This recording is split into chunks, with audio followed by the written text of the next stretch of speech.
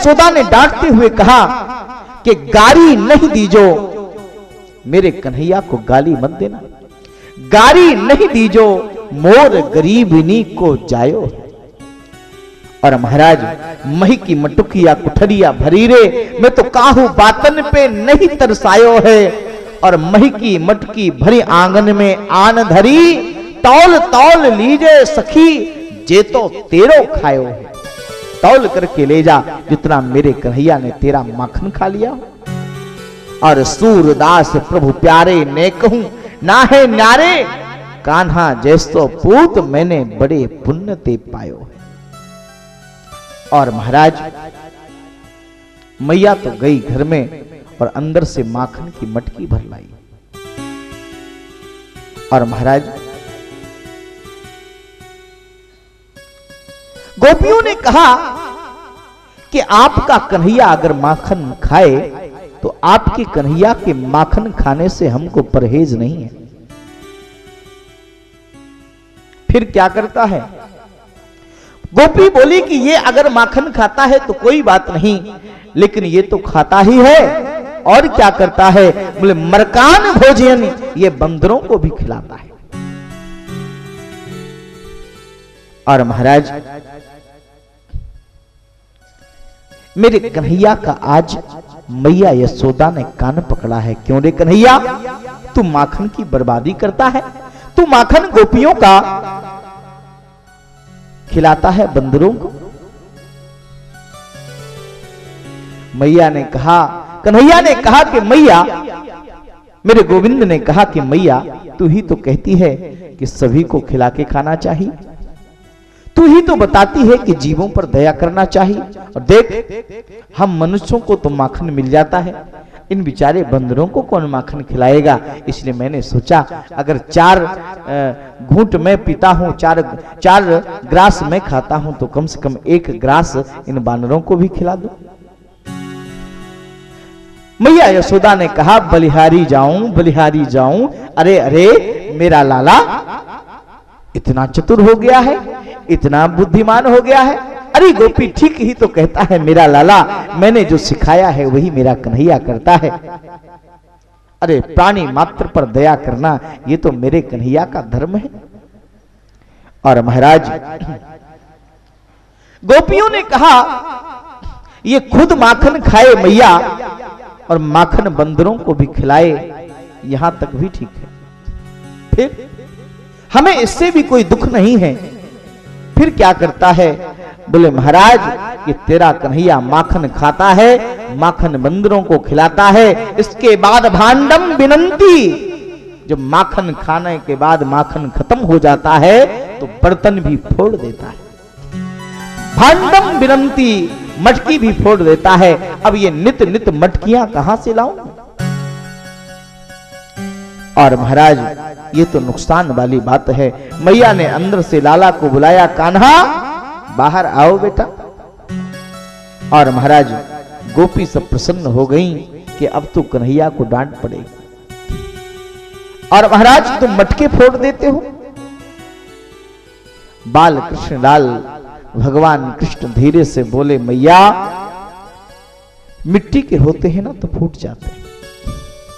क्यों? यशोदा जी बोली सुन गोपी, अरे मिट्टी के होंगे तो फूटेंगे ही, इसमें मेरे लाला का क्या दोष है? बच्चे तो बच्चे हैं, तुम बड़ों को समझना चाहिए। और ऐसा करो कि तुम मटका ऊपर रखा करो जिससे मेरा छोरा मटके तक पहुंच ना पाए। एक गोपियों का झुंड खड़ा है नंद महल के समक्ष और मैया यशोदा से वार्तालाप हो रहा है। एक गोपी झुंड में धक्का देते हुए बाकी गोपियों को आगे आई और सुन यशोदा, जिसके घर में चोरी होती है चिंता तो उसको होती है। और कुछ लोग युक्ति भी सोचते हैं, तो पता है तेरा छोरा क्या करता है? क्या करता है? हस्ताग्राह्ये दचयति विधिम पीठ को लोखलाद्यई। महाराज कभी उखल को घसीट कर ले आता है और उसको ठीक तरह से रखेगा, उस पर कोई डिब्बा चढ़ाएगा और डिब्बे पर स्वयं चढ़ जाएगा और मटकी को उतार लेता है। हम ये भी करके देख चुकी हैं मैया ने कहा इतना बड़ा हो गया है मेरा लाला। और एक गोपी झुंड को धक्का देते हुए पीछे करके आगे आई और बोली मेरी भी शिकायत सुन ले मैया यशोदा।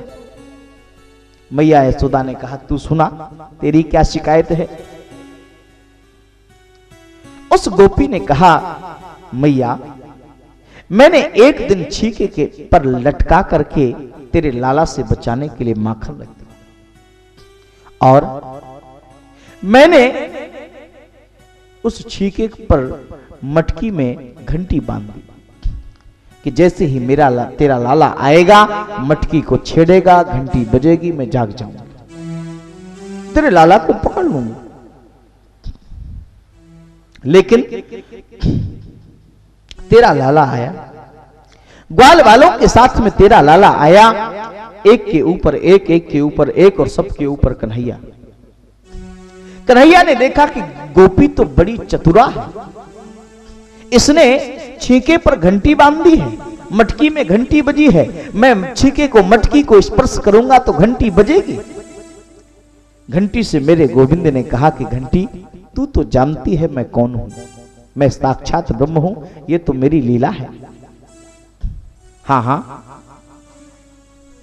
तो देख, मैं छीके को स्पर्श करूं तो तू मत बजना, मैं मटकी को उतारूं तो तू मत बजना, मैं माखन खाऊं तो तू मत बजना, मैं माखन ग्वाल वालों को खिलाऊं तो तू मत बजना।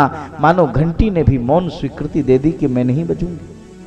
मेरे कन्हैया ने छीके को स्पर्श किया तो मटकी नहीं बजी, मटकी को उतारा तो घंटी नहीं बजी, और माखन ग्वाल वालों को खिलाया तो घंटी नहीं बजी। मेरे कन्हैया ने सोचा कि सबको मैंने माखन खिला दिया, अब जरा सा माखन मैं भी खा लूं, और जैसे ही मेरे कन्हैया ने मुंह के अंदर माखन को रखा, घंटी ने बजना शुरू कर दिया, टन टन टन टन टन। मेरे कन्हैया ने कहा कि घंटी तूने वादा किया था कि मैं छीके को स्पर्श करूं तो तू मत बजना, माखन मटकी से उतारूं तो तू मत बजना, माखन ग्वाल वालों को खिलाऊं तो तू मत बजना। घंटी ने कहा कि मैं कहां बजी, मैं नहीं बजी, फिर मैंने माखन खाया तो तू क्यों बजी? घंटी ने कहा कि मैंने जब देखा कि भगवान का ही भोग लग रहा है तब भी घंटी नहीं बजेगी तो कब बजेगी, इसलिए मैंने बजना प्रारंभ कर दिया। तो गोपी ने कहा कि मैया यशोदा ऐसी ऐसी नटखट लीलाएं करता है ये तेरा बाला सा कन्हैया। और महाराज एक गोपी बोली, एक गोपी ने झुंड को धक्का दिया और पीछे से आगे आई और मैया यशोदा से बोली मैं भी अपनी शिकायत सुनाऊं? मैया ने कहा सुनाओ। सुनाओ क्या है? बोले महाराज, बत्सान मुंचन क्वचित समये क्रोश संजात हासहा स्तेयम स्वाध्याय यथ ददीपया कल्पतै योग। क्या हुआ? बोले अभी गाय खोलने का समय नहीं हुआ था, तेरा लाला आकर के सारे बछड़ों को छोड़ देता है, गाय दूहने का समय नहीं हुआ, उससे पहले ही तेरा लाला बछड़ों को छोड़ देता है, बछड़े सारा दूध गाय का पी जाते हैं और हमको कुछ नहीं मिलता। ऐसा नटखट है तेरा कन्हैया। एक गोपी ने झुंड को धक्का दिया और पीछे से आगे आई। मैया यशोदा मैं भी अपनी शिकायत करना चाहती हूं। क्या है? बोले तेरा लाला इतना नटखट है।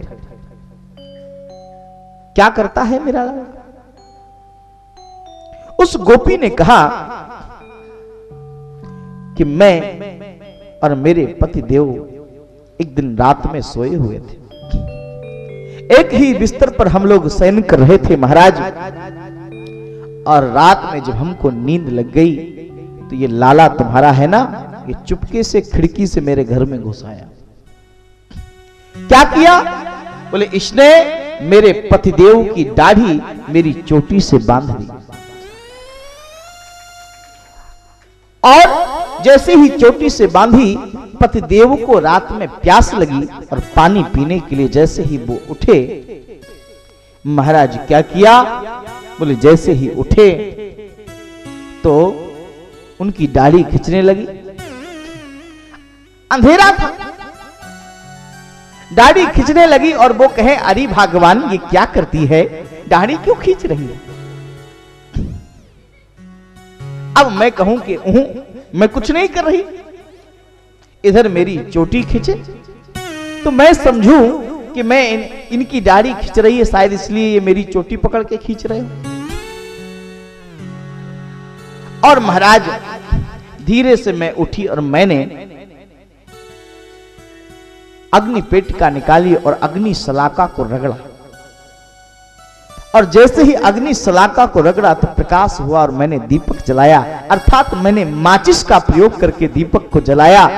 और जैसे ही दीपक जला, प्रकाश हुआ, तो मैंने देखा सज्जनों कि मेरी दाढ़ी, मेरे पतिदेव की दाढ़ी मेरी चोटी से बंधी हुई।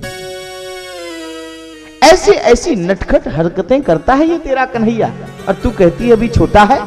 ये छोटा नहीं मैया, ये तेरा लाला बड़ा खोटा है। और महाराज, और देखो भाई, ये माखन की चोरी, ये मन रूप माखन की चोरी करता है गोविंद। और देखो, जिस वैष्णव का मन माखन सा सात्विक हो जाता है, कोमल हो जाता है, मेरा गोपाल उसी वैष्णव भक्त के मन को चुरा लेता है। और महाराज भगवान कहते हैं मई एव मन आधस्त्व, मतलब तू अपना मन मुझ में ही लगा। और महाराज योग ऋषि पतंजलि ने अपने पतंजलि सूत्र में लिखा कि योगः चित्तवृत्ति निरोधा। योग का प्रथम सूत्र है चित्तवृत्ति का निरोध, मन की एकाग्रता। और महाराज ये माखन चोरी भगवान का स्तेय योग है। और देखो भाई, स्तेय का अर्थ है चोरी। हमने तो कुछ लिया ही नहीं, चोरी करके वो तो ले गए महाराज। और महाराज इसलिए भगवान बालकों को जगाते हैं। एक गोपी तो कहती है देखो, मेरे बालक सुबह सुबह सोए रहते हैं और ये कन्हैया खेलता हुआ आता है और मेरे छोटे छोटे बालकों को चिकोटी काट देता है और वो जग जाते हैं और जग करके रोने लगते हैं और मैं काम नहीं कर पाती हूं, उन बच्चों को संभालती हूं। मेरी सास मुझे गालियां देती है, सुबह से बच्चों को ही खिलाने लगती। मैया ने कन्हैया से कहा, क्यों रे कन्हैया, तू क्यों इस गोपी के बच्चों को चिकोटी काट के जगाता है? कन्हैया ने कहा, मैया तू ही तो कहती है ज्यादा देर तक सोना अच्छी बात नहीं है, बच्चों को जल्दी जग जाना चाहिए। इसलिए इस गोपी के बालक बहुत देर तक सोते हैं, इसलिए मैं इनको जगा देता हूं। और बालकों को जगाने का मतलब है ये संसार के अबोध जीव जिनको कोई बोध नहीं है और इस संसार की मोह निशा में जो बहुत देर तक सोए हुए हैं, भगवान कोई समस्या पैदा करके, कोई समस्या या चेतावनी की चिकोटी काट करके इन अबुध जीवों को जगाने का कार्य करता है कि देखो अब ये भोर हो गया है, अब तो जाग जाओ। और यही भगवान का बालकों को जगाना है। और महाराज बछड़े छोड़ देना यानी बत्सान मुंचन कुजद समय, बत्स यानी बछड़े और बत्स यानी भगवान के प्रिय भक्त। भगवान जैसे बछड़ों को बंधन से मुक्त कर देते हैं, वैसे ही अपने भक्तों को भी बंधन से मुक्त करते हैं। यही बछड़ों को छोड़ने का कार्य है प्रभु का। जीवात्मा को बंधन से मुक्त कर देना यही परमात्मा का कार्य है। और महाराज इस प्रकार से चौर विद्या प्रसारण मंडल कार्य कर रहा है। मानो मेरे गोविंद चोरी करके मनसुख जैसे सखाओं को दूध भात और महाराज माखन उपलब्ध कराते। और देखो भाई, ये भगवान की स्तेय लीला है, चोरी की लीला है। और इस प्रकार से भगवान ने बहुत सुंदर सुंदर लीला खाई। भगवान ने एक दिन लीला की और एक दिन भगवान ने माटी खाई। माटी की घटना को सुनाने से पूर्व एक भजन हम लोग सुन लेते हैं, तत्पश्चात हम लोग कथा को आगे बढ़ाते हैं। लगन तुमसे लगा बैठे, लगन तुमसे लगा बैठे, जो होगा देखा जाएगा, जो होगा देखा जाएगा। लगन तुमसे लगा बैठे, ओ लगन तुमसे लगा बैठे, जो होगा देखा जाएगा, जो होगा देखा जाएगा।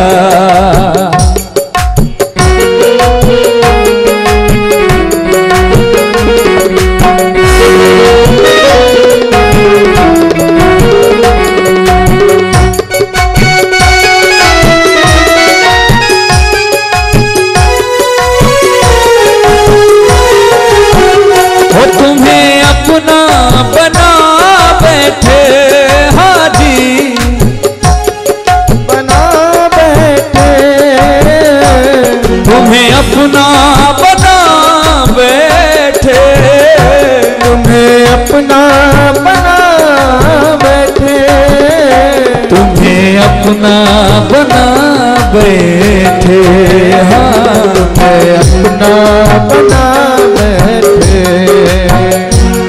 कभी दुनिया से डरते थे, कभी छुप छुप के याद करते थे, छुप के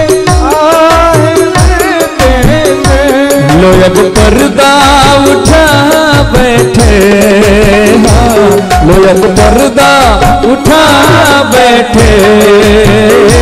लगन तुमसे लगा बैठे, शाम लगन तुमसे लगा बैठे।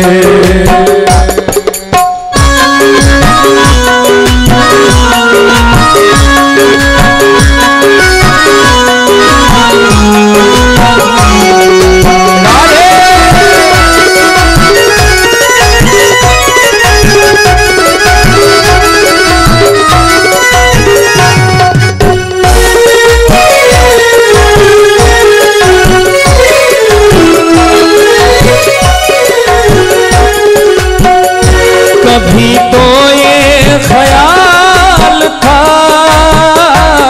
हमें बदनाम कर देंगे, हमें बदनाम कर देंगी। कभी तो ये ख्याल था हमें बदनाम कर देगी, हमें बदनाम कर देगी। क्यों शर्म अब बेच खा बैठे, कि शर्म अब बेच खा बैठे। शाम लगन तुमसे लगा बैठे, हाँ हाँ लगन तुमसे लगा बैठे।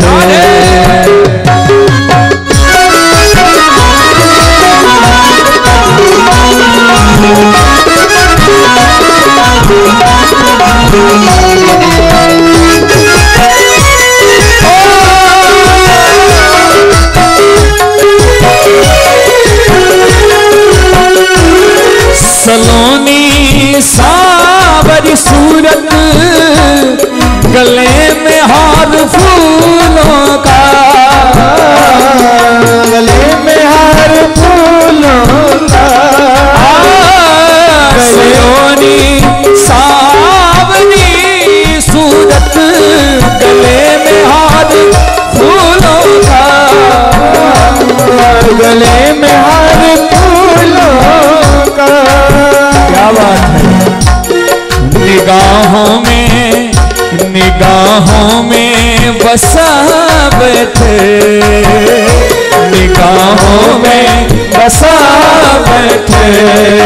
शाम लगन तुमसे लगा बैठे, हाँ हाँ लगन तुमसे लगा बैठे।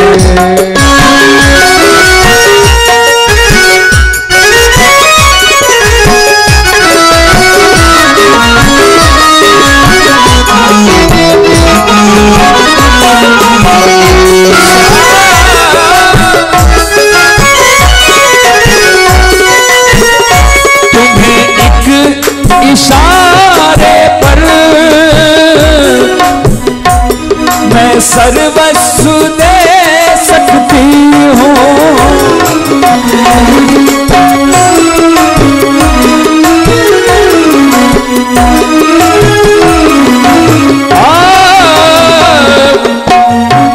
तेरे एक इशारे पर सर्वस्व दे सकती हूँ, सर्वस्व दे सकती हूँ। लो सबसे दिल हटा बैठे, लो सबसे दिल हटा बैठे, तुम्हें अपना बना बैठे, वो तुम्हें अपना बना बैठे, वो लगन तुमसे लगा बैठे, लगन तुमसे लगा बैठे, तुम्हें अपना बना बैठे, तुम्हें अपना बनो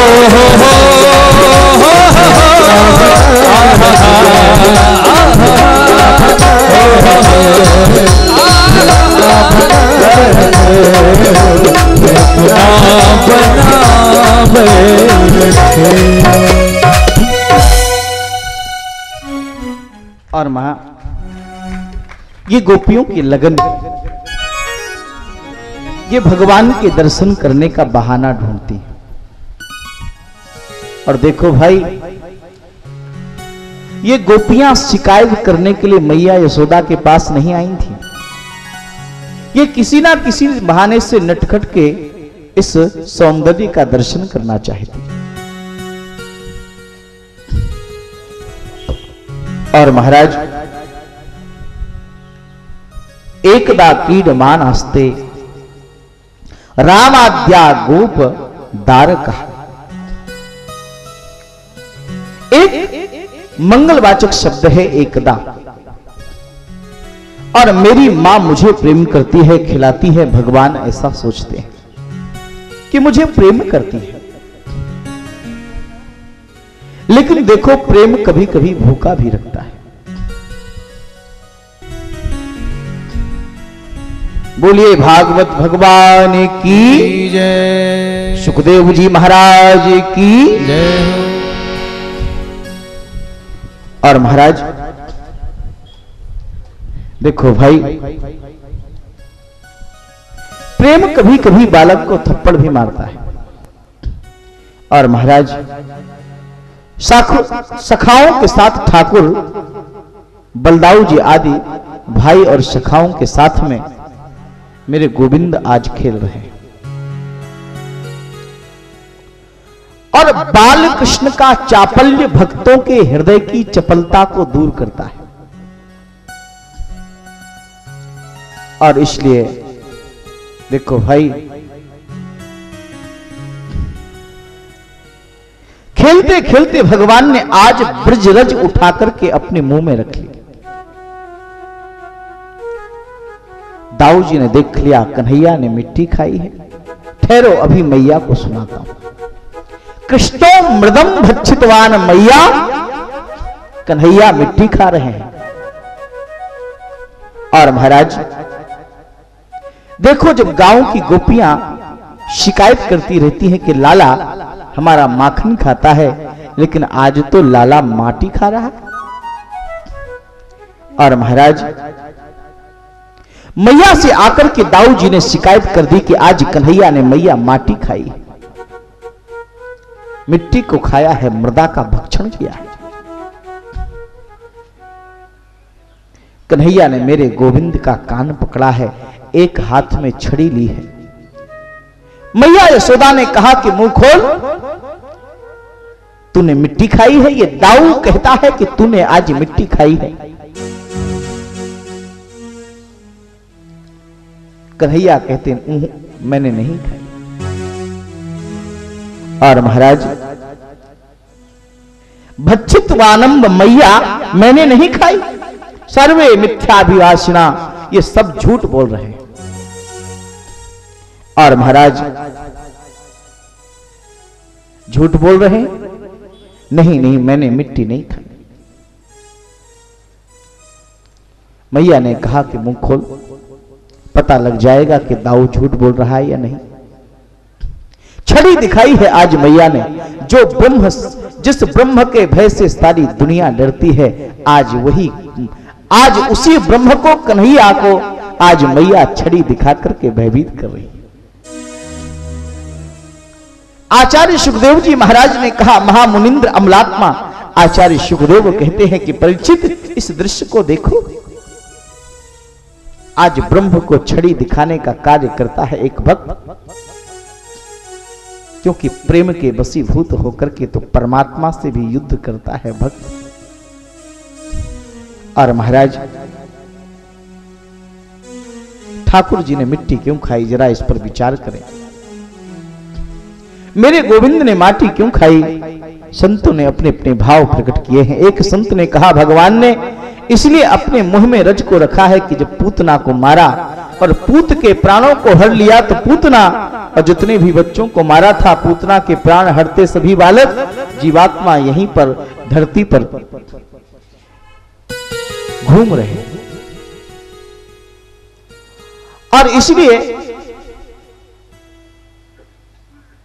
भगवान ने मिट्टी रख करके अपने मुंह में मानो उन बालकों को सदगति देने का कार्य किया है। और महाराज एक संत ने कहा कि इसलिए मुंह में रज रखी है कि भगवान ने सोचा कि पृथ्वी पर आया और मैंने पृथ्वी को आश्वस्त किया था कि मैं भू पराग हरूंगा, अर्थात राजाओं का अभिमान दूर करूंगा और मिट्टी खाऊंगा। भू पराग हरूंगा यानी मिट्टी भी खाऊंगा एक अर्थ में, और दूसरे अर्थ में राजाओं के अभिमान को दूर करूंगा। अब मैं आया हूं, मानो आज माटी खाकर के प्रभु ने अपने आश्वासन को पूरा किया है। और देखो भाई, ये पृथ्वी भगवान की पत्नी भी तो है। मानो मिट्टी खाकर के पृथ्वी को यह एहसास दिलाया है कि तुम मेरी हो और मैं तुम्हें स्वीकार करता हूं। और महाराज इस प्रकार से मेरे गोविंद ने जब मिट्टी खाई और कन्हैया से मैया ने कहा कि अपना मुंह खोल, और मेरे गोविंद ने जब मुखार बिंद का दर्शन करा दिया तो उसमें अनगिनत रूप से भगवान ने एक साथ मैया को ब्रह्मांड का दर्शन करा दिया। और ब्रह्मांड का दर्शन करा के मानो ये संकेत दिया कि मैया ये सारी दुनिया मेरे भीतर है। और महाराज आज दूसरी बार मैया को पुनः ब्रह्मांड का दर्शन कराया। मैया भ्रम में पड़ने लगी कि मेरी आंखों का भ्रम है या मेरे लाला के भीतर कुछ चमत्कार हो रहा है। और महाराज एक और बात है, एक संत ने कहा कि भगवान ने इसलिए मिट्टी खाई कि इतना अधर्म बढ़ रहा है, तो ये जो ब्राह्मण है ये दुज हैं, क्या कर रहे हैं? बोले धर्म के प्रचार प्रसार का जुम्मा मैंने जिन ब्राह्मणों को सोचा था वो कौन है? ब्राह्मण है भगवान कहते हैं। तो भगवान ने देखा कि ब्राह्मण तो अपने जप तप में इतने मग्न हैं कि हम अपना कल्याण कर लें, इसलिए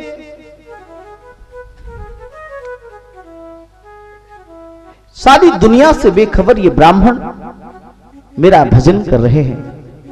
और सचमुच भजन करने के लिए तो सारी दुनिया से बेखबर होना ही पड़ता है।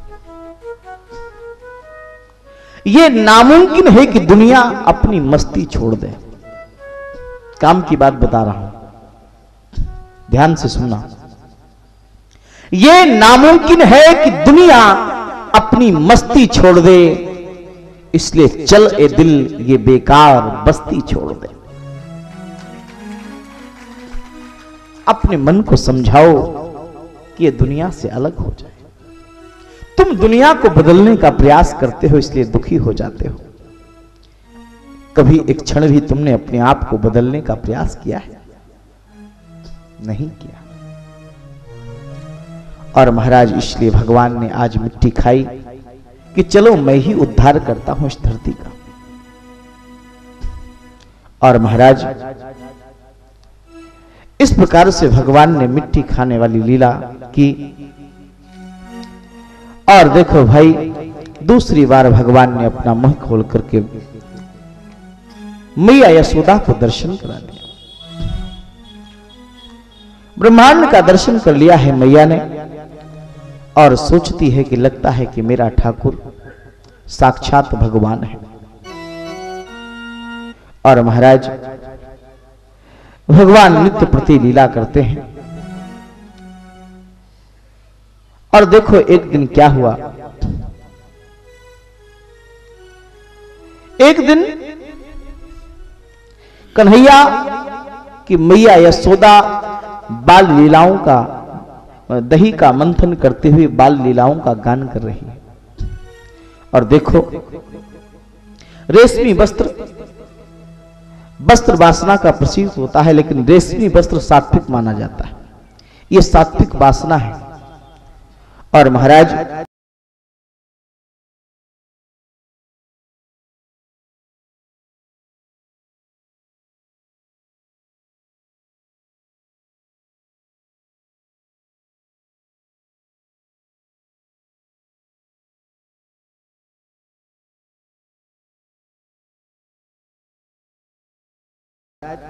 रेशमी वस्त्र धारण किया है मैया यशोदा ने, यानी सात्विक वासना धारण की है।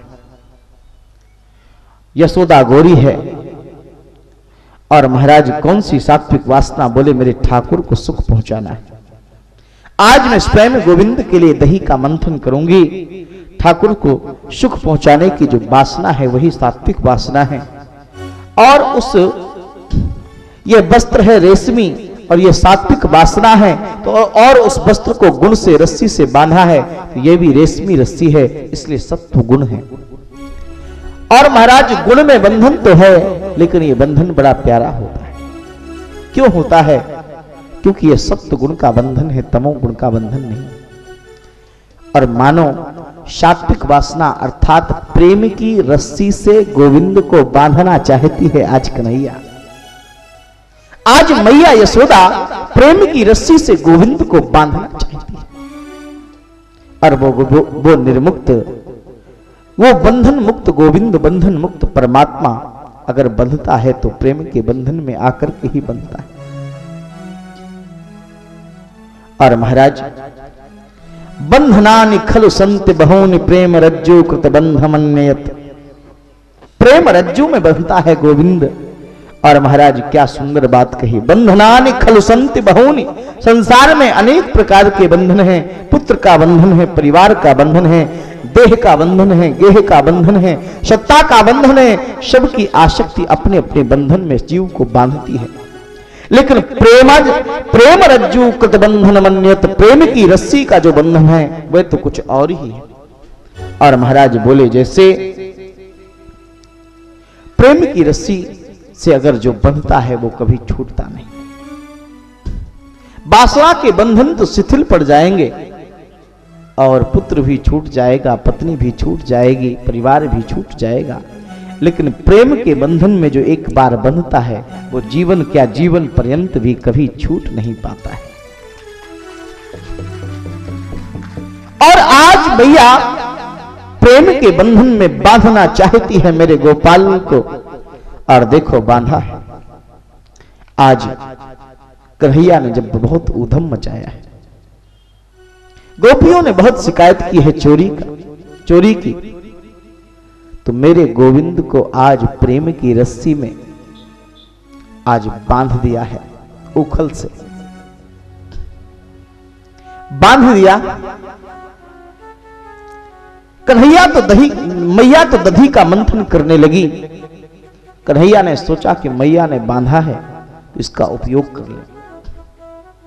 उखल को घसीटते घसीटते नंद महल के बाहर दो यमलार्जुन के वृक्ष खड़े। बस मेरे कन्हैया उखल को घसीटते घसीटते उन यमलार्जुनों के वृक्ष के पास पहुंचे और महाराज अपने उखल को फंसा करके उन वृक्षों को गिरा दिया।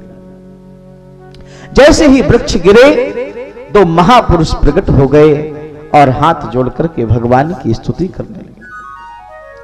नल कुबर और मणिग्रीव कुबेर के दो पुत्र हैं जो रुद्र के अनुचर हैं। और महाराज कैलाश के उपवन में एक बार बानुली नाम की मदिरा को पी करके यह स्त्रियों के साथ क्रीड़ा कर रहे थे और नारद जी वहां आए तो स्त्रियों ने शर्मा करके कपड़े पहन लिए, लेकिन कुबेर के इन दो पुत्रों ने कोई मर्यादा नहीं की और वस्त्र धारण नहीं किए और महाराज उसी तरह स्त्रियों के साथ क्रीड़ा कर रहे थे। देवर्षि नारद को क्रोध आ गया और कहा कि मुझे देख करके तुमको शर्म नहीं आई, तुम नग्न खड़े हो और तुम जड़ हो, इसलिए श्राप दे दिया कि तुम जड़ बन जाओ, वृक्ष बन जाओ।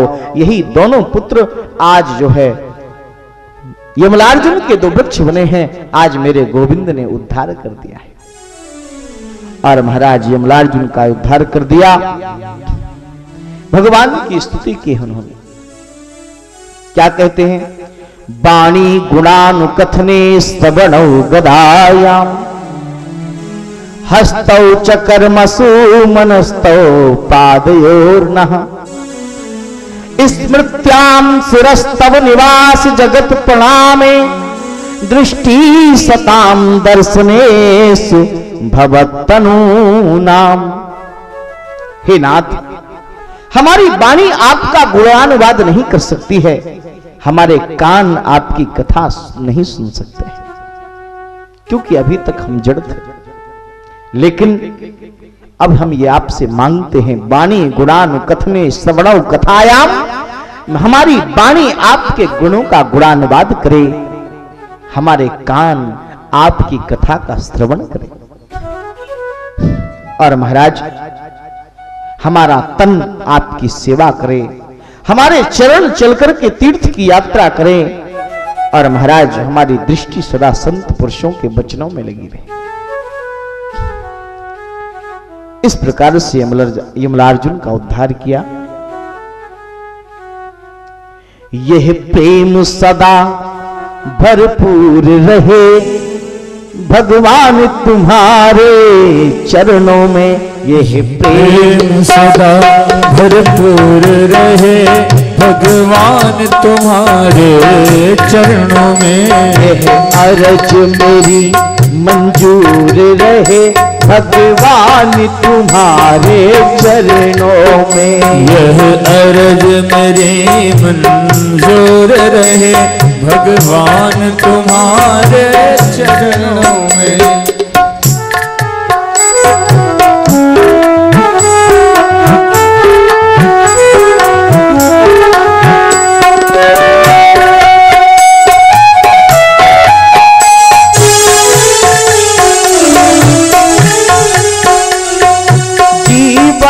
को मैंने सौंप दिया नंदलाल तुम्हारे चरणों में। जीवन को मैंने सौंप दिया नंदलाल तुम्हारे चरणों में।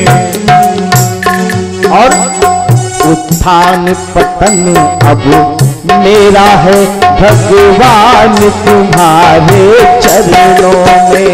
उत्थान पतन अब मेरा है भगवान तुम्हारे चरणों में। उत्थान पतन अब मेरा है भगवान तुम्हारे चरणों में। उत्थान पतन अब मेरा है भगवान तुम्हारे चरणों में। दोनों हाथों से तालियां बजाएंगे और प्रभु से प्रार्थना करेंगे कि हम भी अपने जीवन को भगवान के चरणों में समर्पित करें।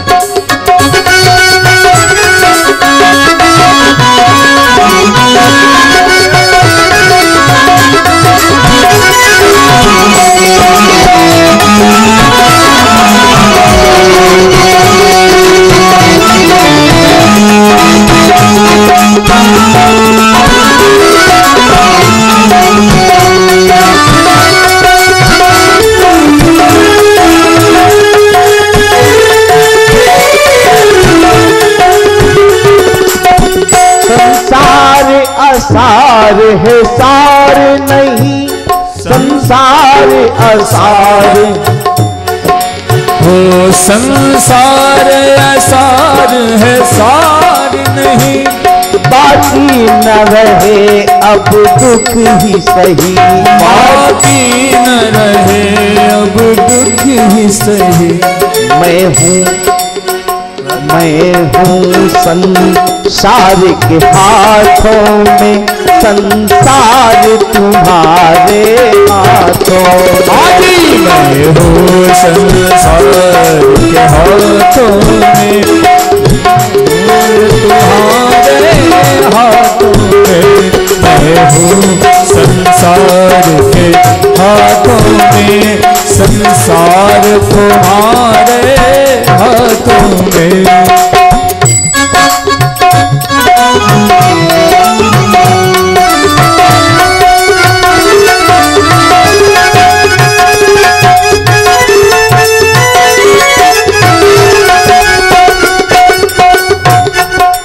आंखों में सदा ये ध्यान रहे।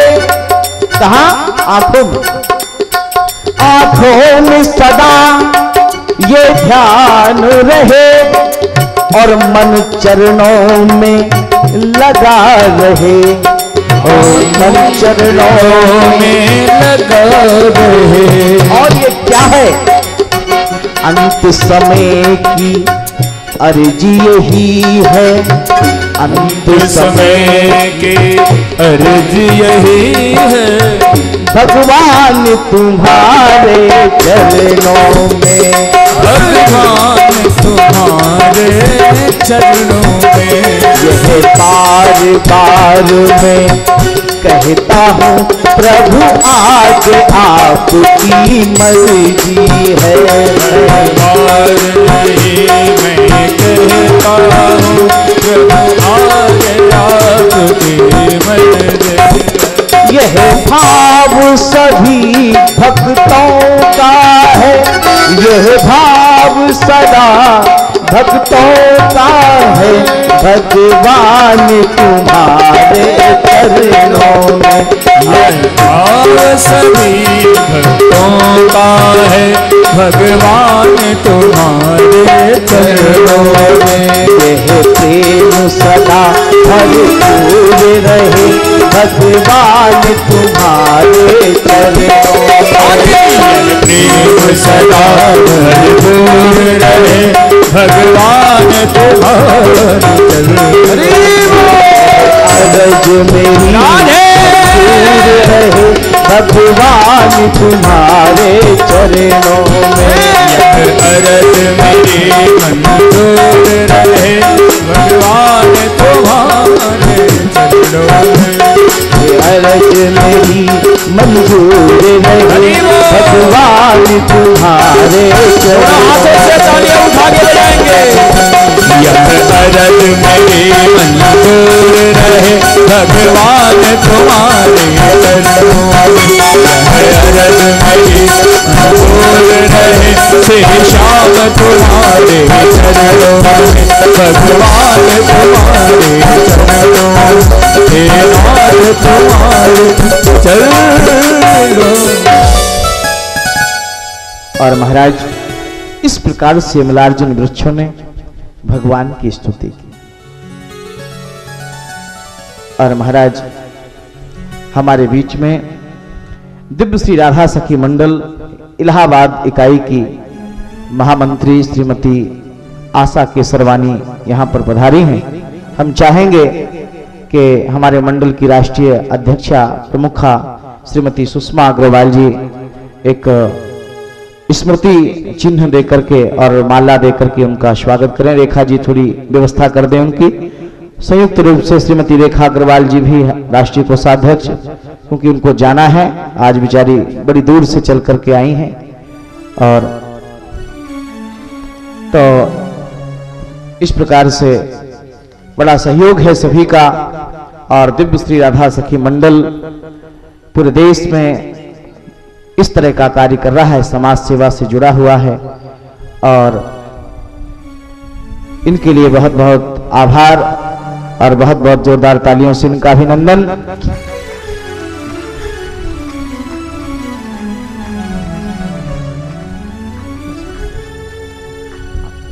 प्रसाद। और महाराज हम लोग कथा का श्रवण आगे करेंगे और इनका सम्मान श्रीमती सुषमा अग्रवाल जी करेंगी। जब तक स्मृति चिन्ह आ रहा है तब तक माला से सम्मान श्रीमती सुषमा अग्रवाल जी कर दें।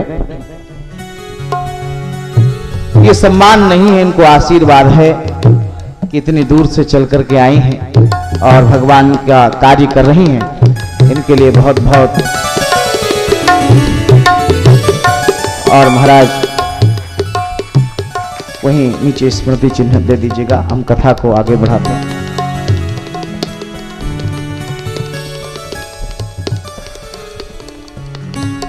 और महाराज भगवान की कृपा से साप मुक्त हो गए दोनों नलकूबर और मणिग्रीव अपने धाम को गुधारे। और महाराज वृक्षों को गिरने की आवाज आई। नंद बाबा और ग्वाल बाल दौड़ करके आए, देखा यमलार्जुन के वृक्ष धराशायी हो गए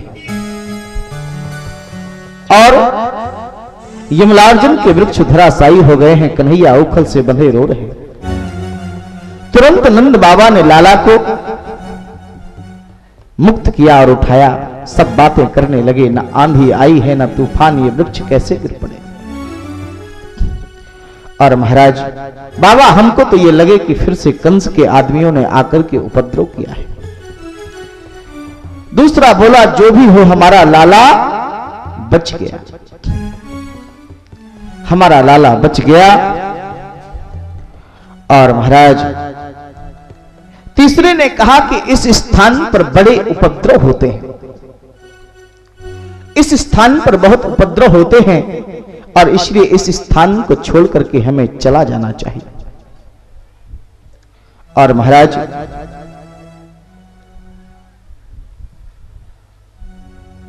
कहा कि कहां जाएं। नंद के भाई उपनंद ने ये कहा कि वृंदावन बहुत अच्छी जगह होगी, हमें वृंदावन जाना चाहिए। और महाराज वृंदावन में 3 मुख्य पर्वत हैं। एक पर्वत है बरसाने का, दूसरा पर्वत है गोवर्धन का और तीसरा पर्वत है नंदगांव का पर्वत।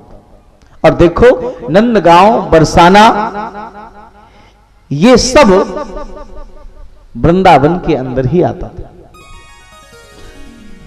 और महाराज गोवर्धन का जो पर्वत है वह विष्णु का रूप माना जाता है।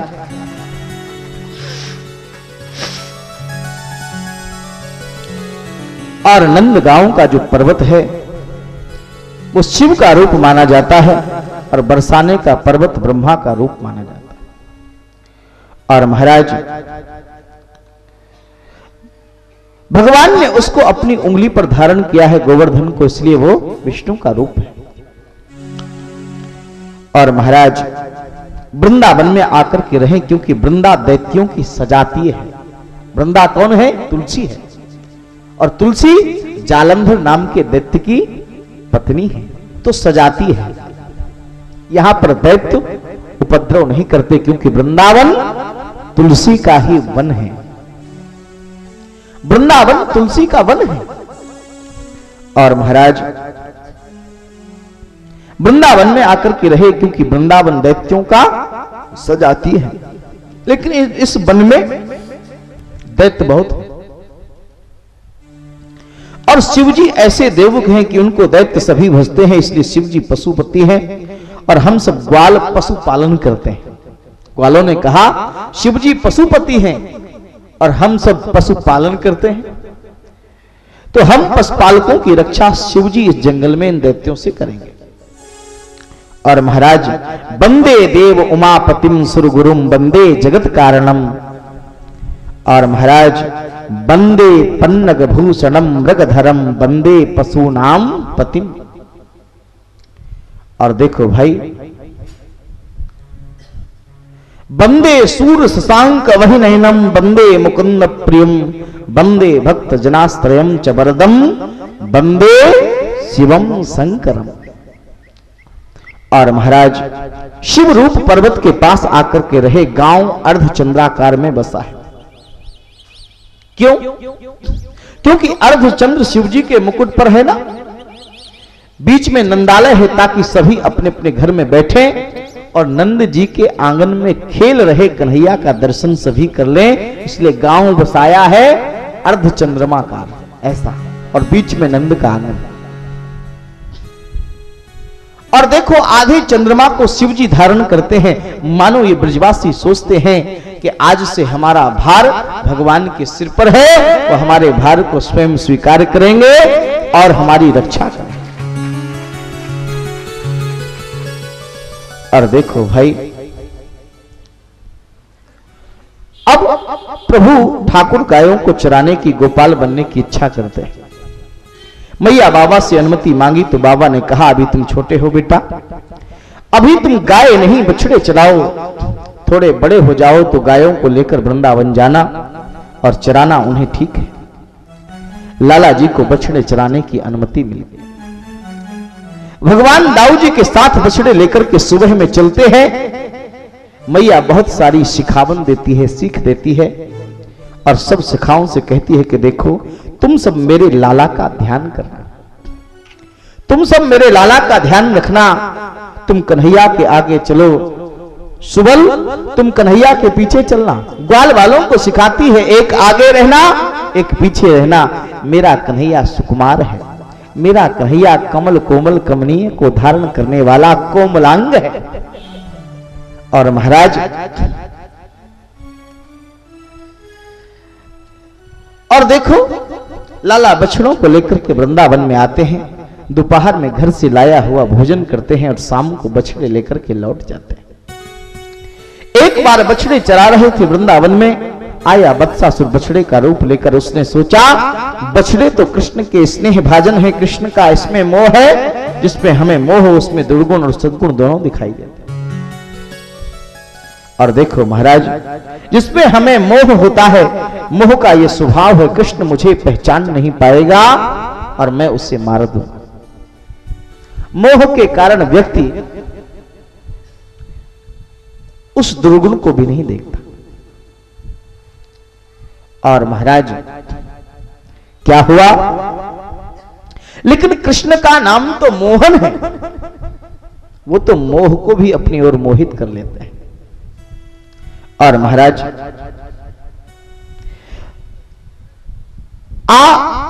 कन्हैया ने दाऊ को बताया है, कहा कि दाऊ दादा इस बछड़े को आप देख रहे हो? दाऊ दादा ने कहा हाँ हाँ देख तो रहा हूं, लेकिन लाला यह बछड़ा अपनी टोली का नहीं है। और महाराज सुनो, ये बछड़ा हमारी टोली का नहीं है, वह तो असुर है, अभी जाके उसको मजा चखाता हूं। भगवान असुर के पास आए, उसके शरीर पर हाथ मेरा। बत्सासुर ने मन में सोचा ये तो फंस गया कन्हैया। और महाराज कन्हैया हंसा कि बेटा मैं नहीं, तू फंसा है। और उसके शरीर पर हाथ फेरते फिरते गए पीछे की ओर, और पीछे के दोनों पैर पकड़ करके कन्हैया ने उठा लिया, गोल गोल घुमाया और पृथ्वी पर पटक दिया और बोलो वृंदावन बाके बिहारी लाल की। बत्सासुर का उद्धार कर दिया। बत्सासुर को मारने के बाद भगवान यमुना के किनारे पर बकासुर को मारते हैं। यमुना जी भक्ति का स्वरूप है, बगले के रूप में आया है बकासुर, ये दंभ का प्रतीक है। बगुला एक पांव से खड़ा रहता है, लोग सोचते हैं भजन कर रहा है, लेकिन जैसे ही मछली आती है अपना भोजन बना लेता है। कहते हैं ये बगुला भगत हो गए। और महाराज तो ये बकासुर क्या है? बोले बकासुर ने सोचा कि ये मेरी बहन बकी यानी पूतना को मारने वाला है, और देखो इसको तो मैं मार करके ही बदला लूंगा। और महाराज अपने यहां राष्ट्र है और महाराष्ट्र है, तो इसमें बड़ा कौन है? राष्ट्र ना, राष्ट्र ही तो बड़ा है। तो ये महत्सत्व यानी जीव यहां यमुना के खड़ा देखा सबने इसको, और देखो उसे देखकर कन्हैया उसके नजदीक गए, और जैसे उसके शरीर पर हाथ फेरने गए, वह लाला को अपनी चोंच से उठा करके निगल गया। सब ग्वाल मृतपाय हो गए। भगवान को पाना है तो ऐसे थोड़ी मिलेंगे। मरना पड़ेगा। और सभी ग्वाल मर गए, यानी परमात्मा को अगर पाला है तो क्या करना होगा? बोले अपने शरीर का भान ना रहे, मृत पाए हो जाओ। दुनिया के लिए तुम मर जाओ और दुनिया तुम्हारे लिए मर जाए, तभी तुम परमात्मा को पा सकते हो। और देखो भाई, भगवान ने कहा कि यह दम्भ है। भगवान ने अपने शरीर को इतना फुलाया और महाराज चोंच का जैसे ही कन्हैया के ऊपर प्रहार किया, कन्हैया ने दोनों हाथ से उसकी चोंच को पकड़ करके एक पांव रखा और दूसरे हाथ से चोंच को उठा करके फाड़ दिया। बकासुर का उद्धार कर दिया। बकासुर दंभ का प्रतीक है, यमुना भक्ति का प्रतीक है, और भक्ति के किनारे ही तो बड़े बड़े बकासुर, बड़े बड़े दंभी और पाखंडी दिखाई देते हैं।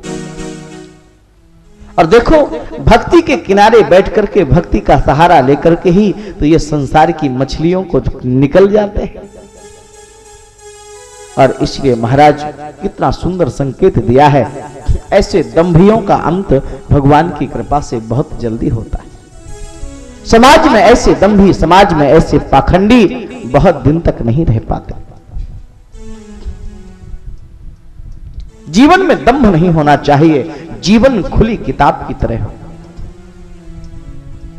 हमसे किसी ने पूछा कि महाराज कितने बजे आप सो के उठते हैं? मैंने कहा मैं तो 7 बजे से पहले नहीं उठता।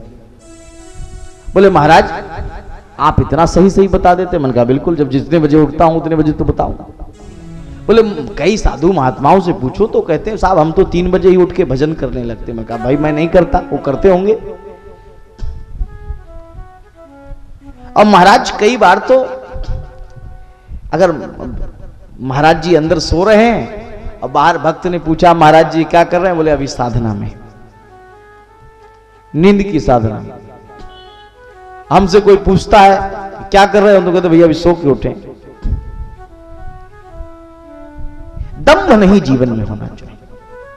बोले महाराज आप इतनी देर से क्यों उठते? मैंने कहा मैं रात भर जागता हूं, रात के 1 बजे सोऊंगा तो सवेरे देर से उठूं। बोले महाराज रात के क्या करते हैं? मैंने कहा दिन भर तुम लोगों की सेवा करता हूं, रात में थोड़ी किताबों की सेवा करता हूं।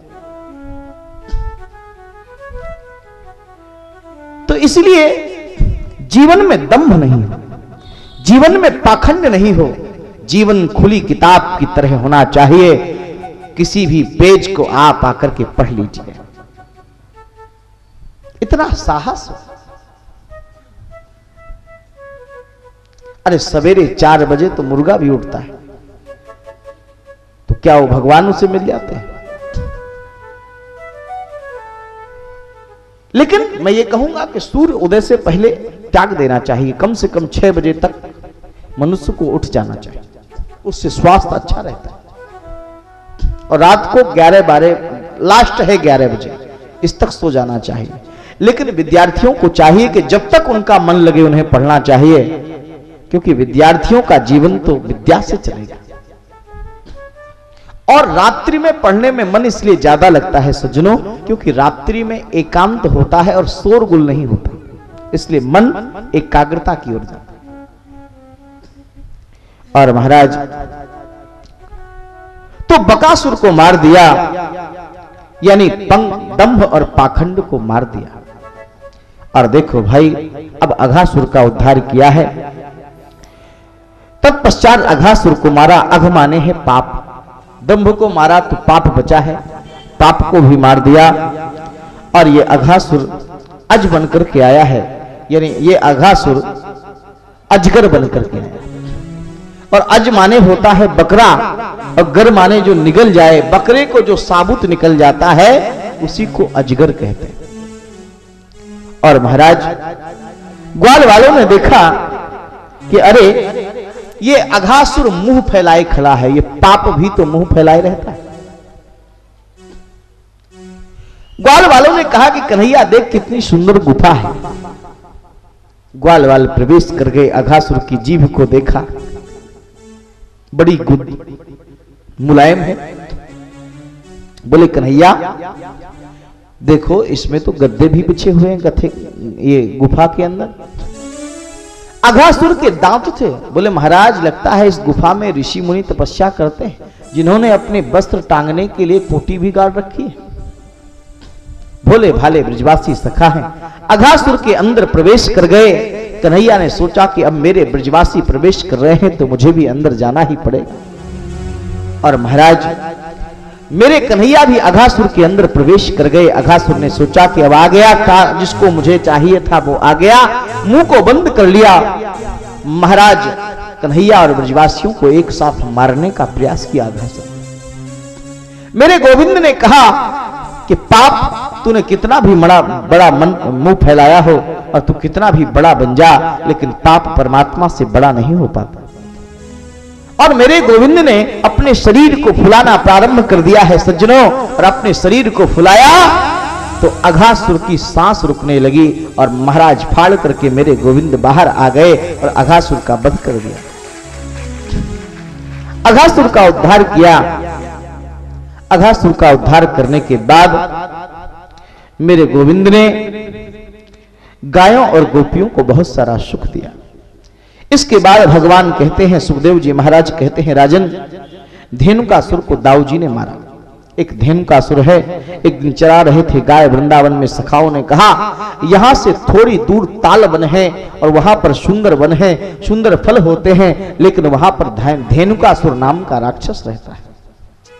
कन्हैया बोले बड़े भैया से कहो तो सब गए दाऊ दादा के पास। दाऊ दादा थोड़ी दूर यहाँ पर ताल वन है और वहां पर बढ़िया बढ़िया फल हैं, खाने की इच्छा है। दाऊ दादा ने कहा तो चलो खाएं। बोले लेकिन ये कठिनाई है। क्या? वहां पर धेनुकासुर नाम का राक्षस रहता है, वह उस वन के फलों को खाने नहीं देता। दाऊ दादा ने दिया मूंछों पर ताव और कहा कि चलो आज धेनुकासुर को देखेंगे कौन होता है ये धेनुकासुर। सबको लेकर के गए तालवन में और महाराज सबको फल खिलाने लगे। तब आया धेनुकासुर, उसने पीछे वाले पैरों से प्रहार किया दाऊ जी की छाती ने, और दाऊ जी शेष के अवतार हैं। दाऊ जी ने घबराए नहीं, दाऊ जी ने पीछे के दोनों पैरों को पकड़ा और महाराज दाऊ जी ने पकड़ के पृथ्वी पर पछाड़ दिया। धेनुकासुर का उद्धार हो गया। बोलिए दाऊ जी महाराज की। और धेनुकासुर ये क्या है सज्जनों, इसका आध्यात्मिक अर्थ क्या है, इसका स्पिरिचुअल मीनिंग क्या है? बोले धेनुकासुर है देहाध्यास, और देह के अध्यास का नाश कैसे होगा? बोले दाऊ जी हैं आत्मविद्या, यानी आत्मविद्या के बल पर ही ये देह के अभिमान का नाश हो सकता है। इसी कारण है कि दाऊ जी महाराज ने नाश कर दिया है धेनुकासुर।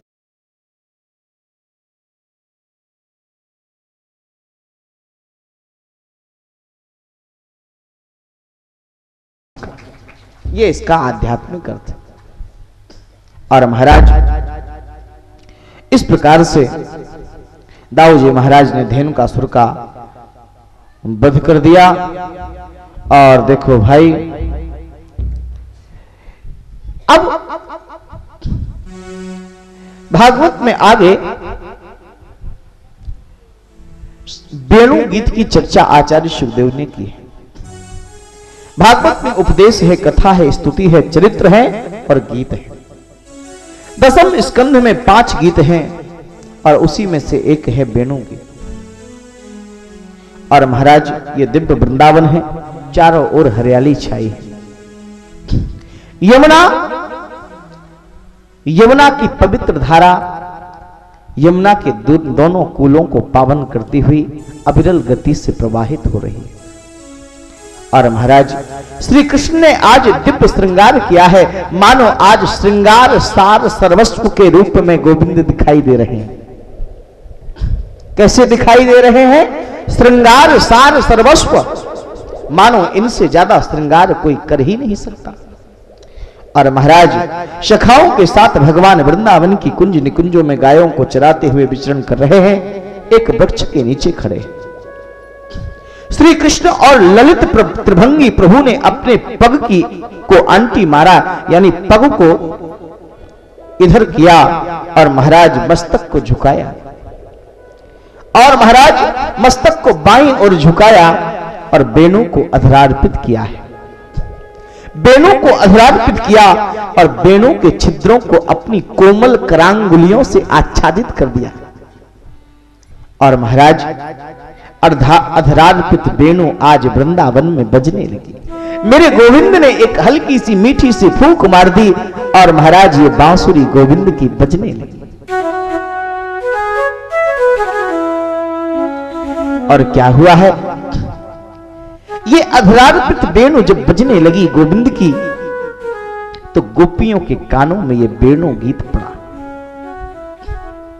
और महाराज गोपियां अपने घरों में काम कर रही, गोपियां अपने अपने घरों में काम कर रही थी। वहां पर दूर वृंदावन में वेणु का निनाद सुनाई दिया, वेणु का नाद सुनाई दिया। और वेणु का नाद सुना तो गोपियों का मन मेरे गोविंद के पास, मेरे कृष्ण के पास, मेरे कान्हा के पास, मेरे मदन मोहन श्याम सुंदर के पास पहुंच गया। और महाराज दर्शन कर रही हैं, मन से सप्त चित्र किया है, सप्त चित्र खींचा है मेरे गुरुदेव सुखदेव ने। और क्या कहा, बरहा पीडम नटवर बपु कर्णयो कर्णिकारम,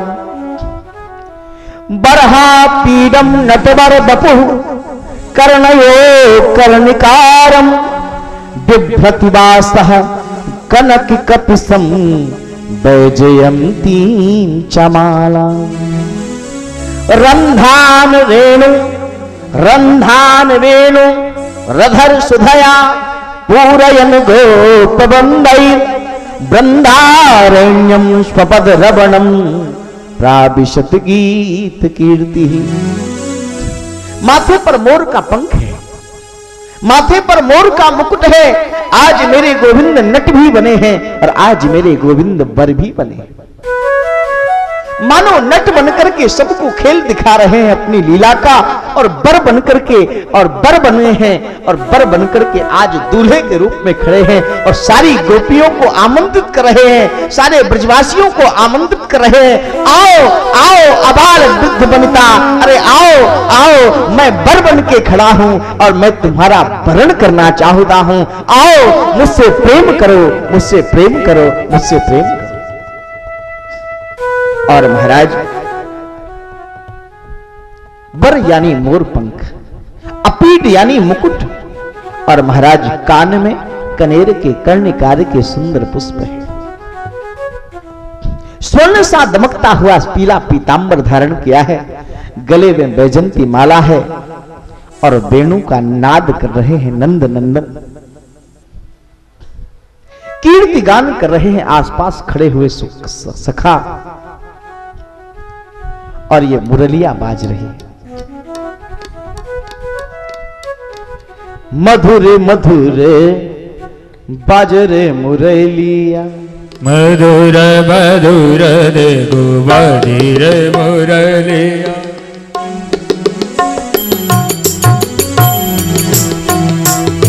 बाजे रे मुरलिया बाजे रे मुरलिया बाजे,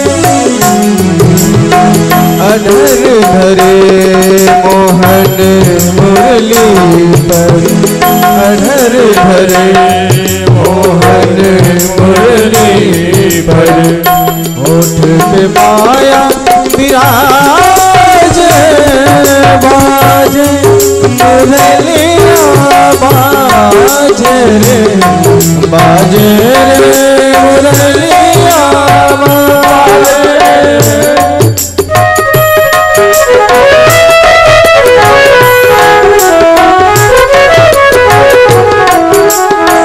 हरे हरे बांस की बनी मुरलिया, हरे हरे बांस की बनी मुरलिया, मरम मरम को छुबे अंगुरिया, मरम मरम को छुबे अंगुरिया, चंचल चतुर अंगुरिया जिसपे, चंचल चल चतुर अंगुरिया जिस पे चले मुनरिया साजे बाजे मुरलिया बाजे बाजे रे मुरलिया बाजे मुरलिया बाजे मुरलिया बाजे। और महाराज गोपी मना शरीर से वहां पहुंची है, श्री कृष्ण के पास दर्शन कर रही हैं और बेणु को सुनकर के एक गोपी कहती है, सखी अक्षण बताम फल मिदम न परम विदामः शख्या पसून विवेश वयस्सही। और महाराज वक्तम ब्रजेश सुतयोर नवेणु जुष्टम यैरिवा निपीत मनुरक्त कटाक्ष मोक्षम।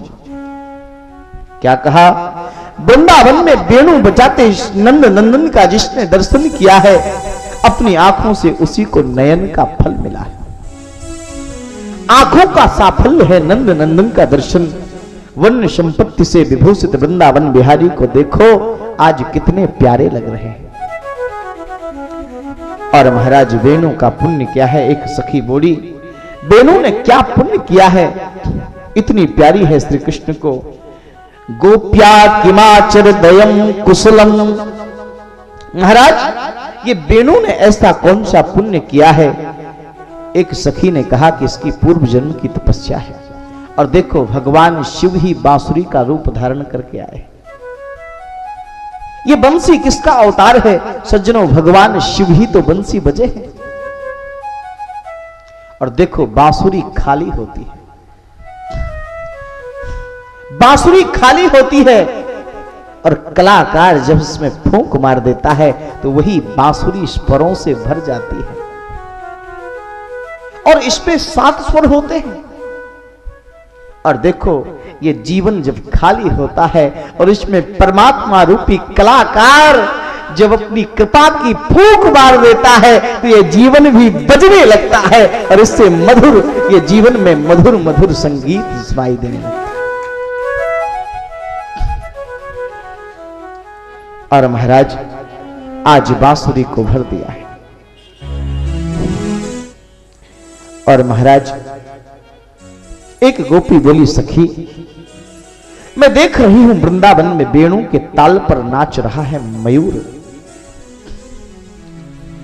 वृंदावन सखी भुवो बितनोति कीर्ति ये देव की सुत पदाम्बुज लब्ध लक्ष्मी। गोविंद वेणु मनमत्त मयूर नृत्यम पेक्षा दिशान बपरतान समस्त सत्वम। कन्हैया विचरते हैं वेणु बजाते हुए, ये मोर अपने पंख फैला करके नाच रहा है। और ये जो मोर है इतना सुंदर पक्षी कन्हैया की मुरली की धुन पर नाचता है। और महाराज नाचता हुआ आगे आगे चल रहा है मोर, कन्हैया बांसुरी बजाते हुए इसके पीछे पीछे चल रहा है। अब मोर कन्हैया को अपने नाच से खींचकर कहां ले जाना चाहता है। चलिए मेरे साथ आपका परिचय में एक और से करवाता हूं। ये मोर मानो कन्हैया को खींच के ले जा रहा है और कह रहा है, गोविंद मेरे पीछे पीछे आओ, मैं एक से आपका परिचय करवाऊंगा, वो आपका इंतजार कर रही है। कौन है वो?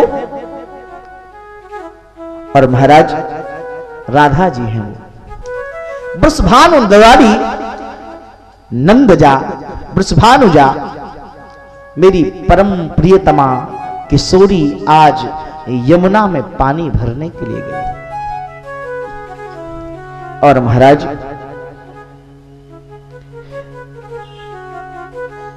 वृषभानु दुलारी श्री राधा जी और कन्हैया ने जब पहली बार देखा, दोनों के नेत्रों से नेत्र मिले, तो जब देखी वृषभानुजा ही बिच उठी एक हुक, एक संकोच उठा हृदय में। और महाराज क्या लिखते हैं, जब देखी वृषभानुजा ही बिच उठी एक हुक और बंसी रह गई हाथ में, लगी न फिर एक फूक। मेरे गोविंद ने जैसे ही किशोरी का दर्शन किया है, किशोरी के अनित्य लालित्यपूर्ण अद्भुत इस सौंदर्य को देख करके महाराज मेरे गोविंद बांसुरी बजाना ही भूल गए, एक भी फूंक ना मार पाए दोबारा से। ऐसा है लाडली का सौंदर्य, ऐसा है किशोरी का सौंदर्य, ऐसा है वृषभानुजा का लालित्य। और महाराज बंसी में हाथ तो रखे हैं लेकिन फूंक नहीं मार पा रहे। और महाराज राधा जी का शर्माना तो स्वाभाविक है, मेरी किशोरी शर्मा गई। कैसा कलाकार है, बांसुरी बजाना ही भूल गया। और महाराज राधा जी की प्रतिक्रिया क्या थी?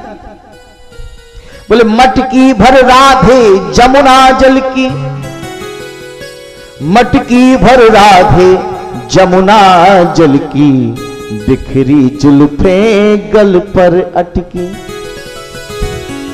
मटकी मही थी रटना नटकी, मटकी महकी रटना नटकी, बुबान मिले तो परी अटकी। और महाराज अटकी न रही, अटकी न रही गति घूंघट की, फिर दार सिर से डार दी मटकी।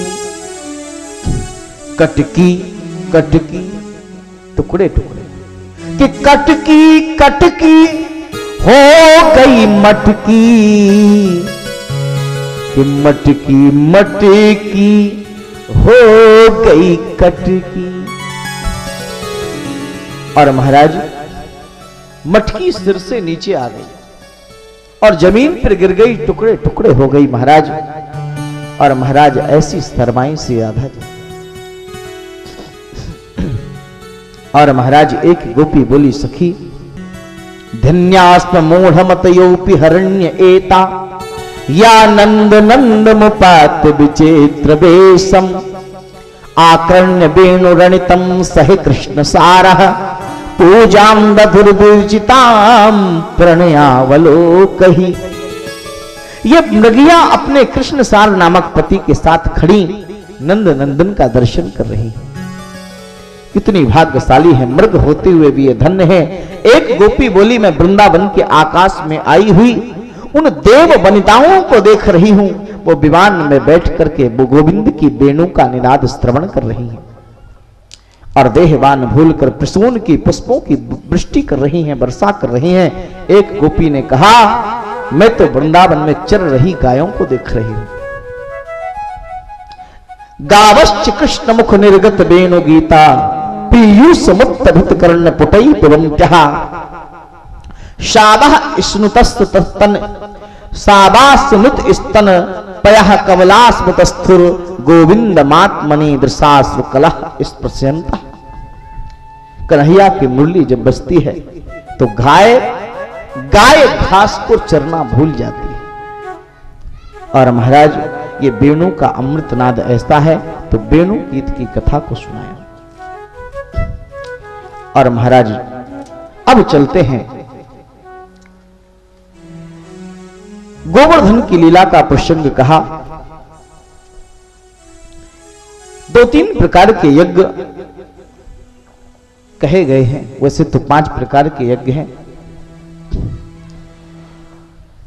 देखो भाई, गोवर्धन का यज्ञ मतलब ये गायों का यज्ञ है, गोवर्धन का यज्ञ मतलब ये ब्राह्मणों का यज्ञ है, और गोवर्धन का मतलब यह अपनी इंद्रियों को परमात्मा में लगाना। गो माने इंद्रियां, इंद्रियों का संवर्धन ही गोवर्धन की कथा है।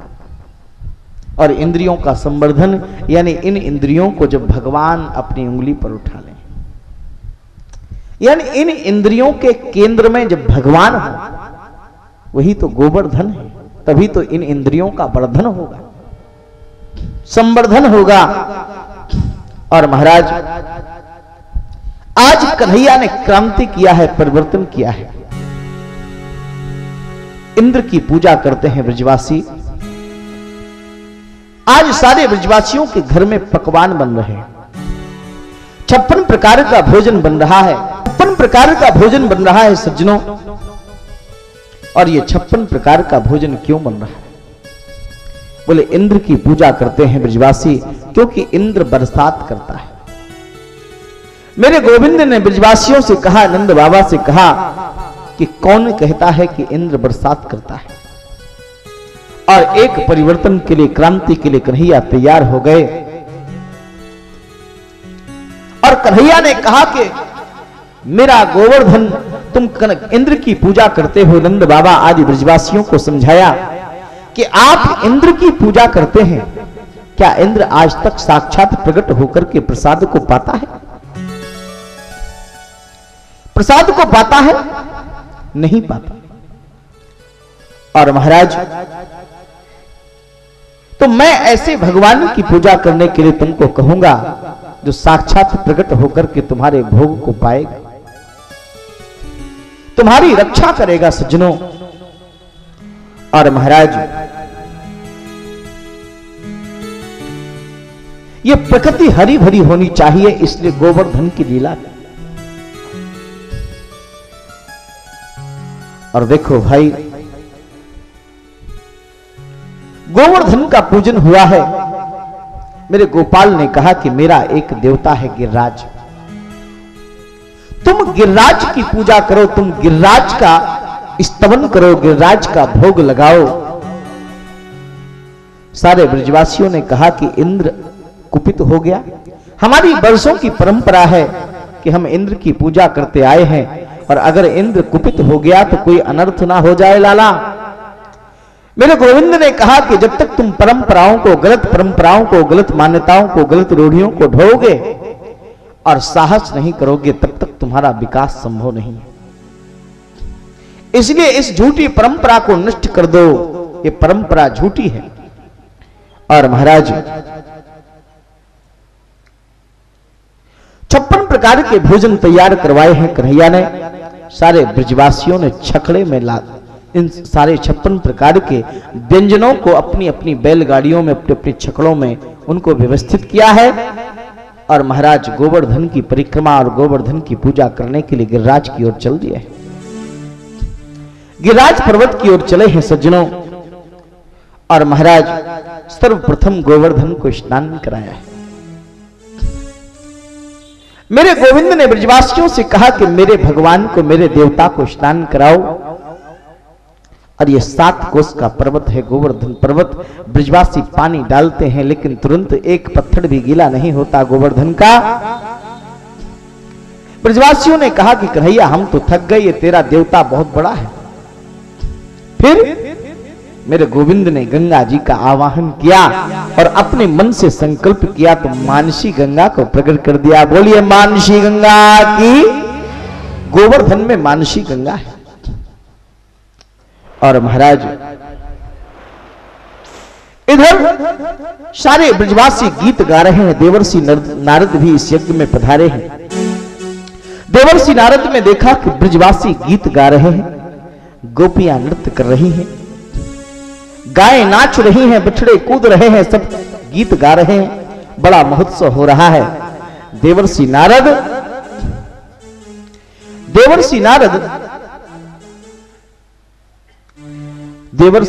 हाथ में बीड़ा बजाते हुए नारायण नारायण करते हुए कहां पहुंच गए? बोले आज पहुंच गए हैं नारायण। नारायण नारायण करते हुए देवर्षि नारद पहुंच गए हैं। कहां पर?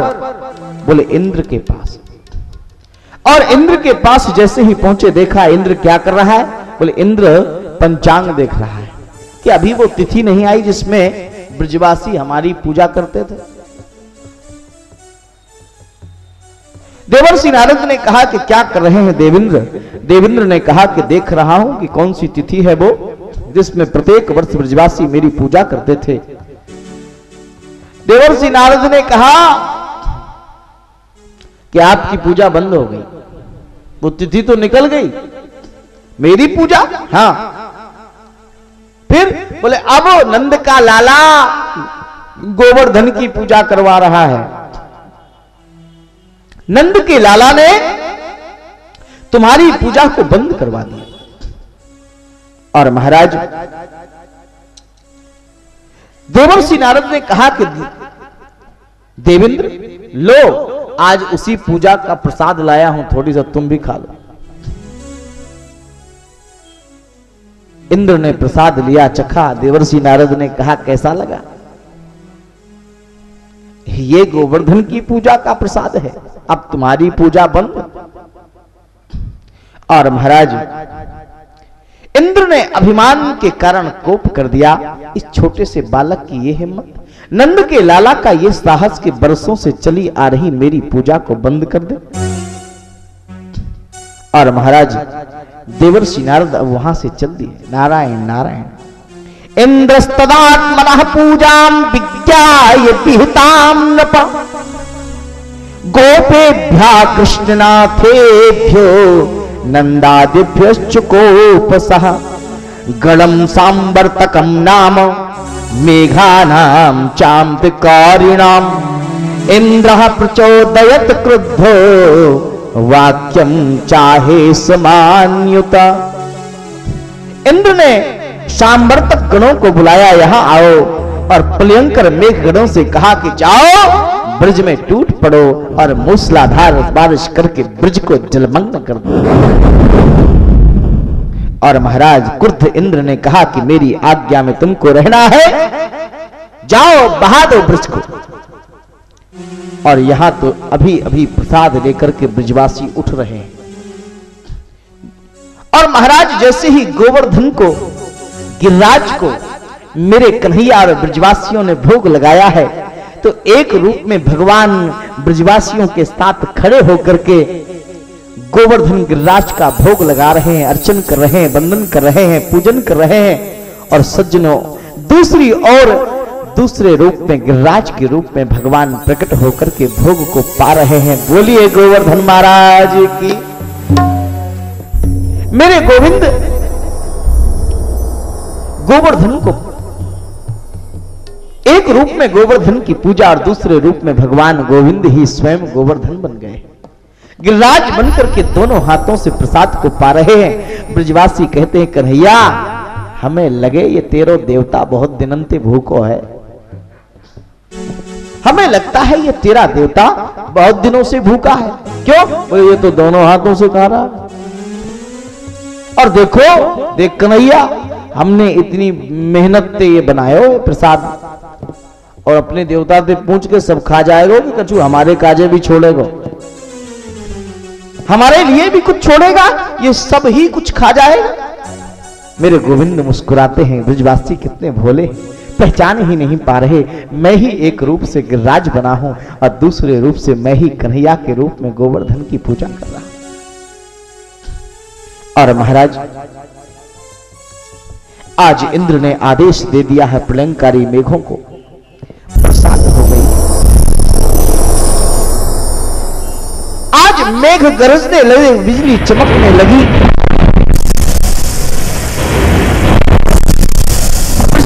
भयभीत हो गए और वासियों ने कहा कन्हैया कहा था, कन्हैया हमने तुमसे पहले कहा था कि इंद्र नाराज हो जाए। अब इंद्र क्रोधित हो गया है, अब क्या इंद्र के कोप से तेरा देवता बचाएगा? कन्हैया ने कहा बिल्कुल बचाएगा, तुमने गिरिराज का यज्ञ किया है, तुम भयभीत मत हो। और महाराज प्रलयंकारी मेघों ने जैसे ही प्रसाद को प्रारंभ कर दिया, वर्षा होने लगी, मूसलाधार वर्षा चारों ओर चल ही चल। और महाराज मेरे कन्हैया गिरिराज के पास गए और क्या कहा, इत्युक्त वैकेन हस्तेन कृत्वा गोवर्धनाचलम दधारि लीलया कृष्ण छत्राकमिव बालका। जिस प्रकार हाथी सरोवर में खिले हुए कमल को लीला मात्र में उठा लेता है, उसी प्रकार कृष्ण ने गोवर्धन को उठा करके अपने बाम कर कमल की कनिष्ठिका उंगली में धारण कर लिया है। बाएं हाथ की इस उंगली में गिरिराज को उठा लिया है। दाम कर कमल की कनिष्ठिका में गोविंद ने गिरिराज को धारण किया है। बोलिए गिरिराज धरण भगवान की। बस एक बार आजा, तू एक बार आजा गिरिराज की शरण में, तू एक बार आजा गिरिराज की शरण में। तू रंग हो या राजा हो, तू रंग हो या राजा गिरिराज की शरण में। तू एक बार आजा गिरिराज की शरण में, तू एक बार आजा गिरिराज की शरण में।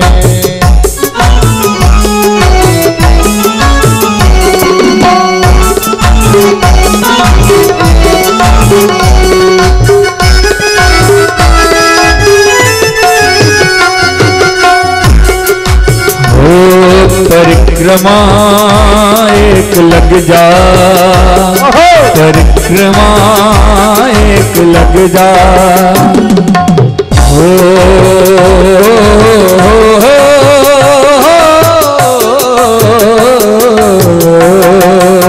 बोलिए गिरिराज भगवान की। परिक्रमा एक लग जा गिरिराज की शरण में, सुख दुख है बड़े झेले गिरिराज की शरण में, सुख दुख है बड़े झेले गिरिराज की शरण में। तू एक बार आजा गिरिराज की शरण में, तू एक बार आजा गिरिराज की शरण में। तू रंग हो या राजा गिरिराज की शरण में, तू रंग हो या राजा गिरिराज की शरण में।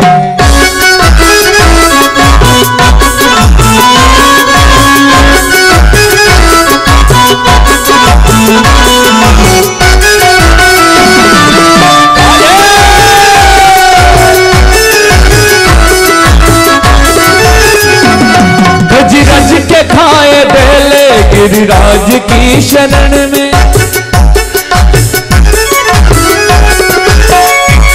रज रज के खाए बेले गिरिराज की शरण में। देवों के देव खेले गिरिराज की शरण में, देवों के देव खेले गिरिराज की शरण में। तू एक बार आजा, तू एक बार आजा, एक बार आजा, तू एक बार आजा, तू एक बार आजा गिरिराज की शरण में, तू एक बार आजा गिरिराज की शरण में, तू एक बार आजा गिरिराज की शरण में। बंसी की तान सुन ले गिरिराज की शरण में, बंसी की तान सुन ले गिरिराज की शरण में। जीवन को सफल कर ले गिरिराज की शरण में, जीवन को सफल कर ले गिरिराज की शरण में। काकर सुयश की भर ले गिरिराज की शरण में, गिरिराज की शरण में। हरि